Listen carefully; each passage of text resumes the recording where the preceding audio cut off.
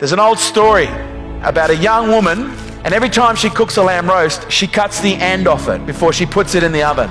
And then one day her husband says to her, "Honey, why do you cut the end off the lamb roast?" And she goes, "Well, I don't know. That's what my mum used to do."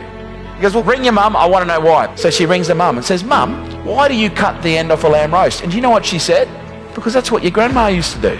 She goes, "Let's do a group call and we'll ring her right now." And they ring Grandma. She's like, "Hello, Grandma, why did you used to cut the end off a lamb roast?" And she goes, "Well, honey, when I used to cook a lamb roast when you were young, our ovens weren't very big, so that was the only way we could fit them in the oven." 2 generations later, they're still cutting the leg off the lamb roast. Why? Because that's what they saw. Almost every behavior that is demonstrated in the world right now, it came from somewhere.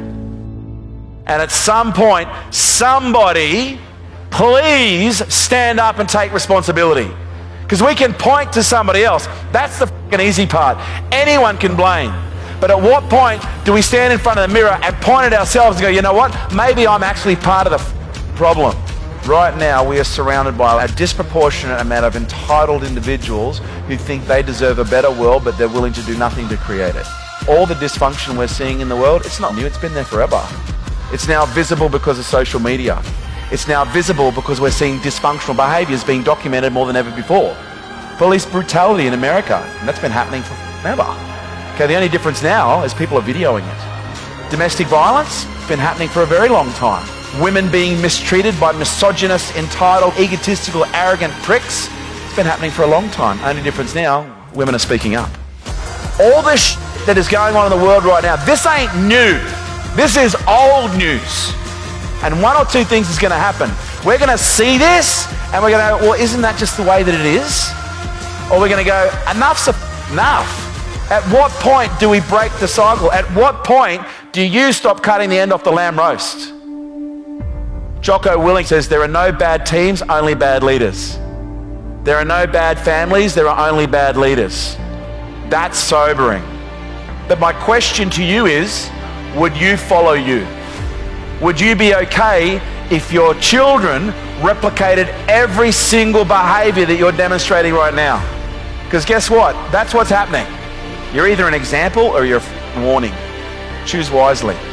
In the last 2 years, we have withstood fires, earthquakes, wars, and we're now in the midst of a pandemic.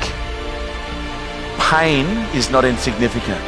Pain, based on history, has been the greatest awakener that this world has ever seen.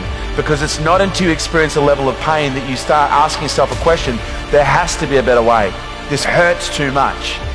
There has never been more potential waiting to be unleashed than there is in this moment right now. The 2 greatest moments in your life is the day you were born and the day you work out why. And I would suggest most of you are tiptoeing through life right now trying to get to death safely, rather than opening the door every day and jumping out of the plane and facing death head on. Because here's what I know, at some point you're going to die, every single one of you. But there's one thing that lives forever, and do you know what that is? It's legacy. And my question to you is, what do you want your legacy to be? What do you want to be remembered for? Because right now, you are writing in the history books your legacy. So you're either going to wait to nearly die, or you could just live now. The choice is yours. And have you ever watched a good movie where there was just that surprise twist at the ending that you didn't see coming? Maybe that's going to be your life. Maybe there's about to be a massive plot twist. And maybe that massive plot twist is a change in trajectory in your life and a change in the trajectory of every single person who knows you. But you need to find something that you're willing to die for, and then you need to live for it.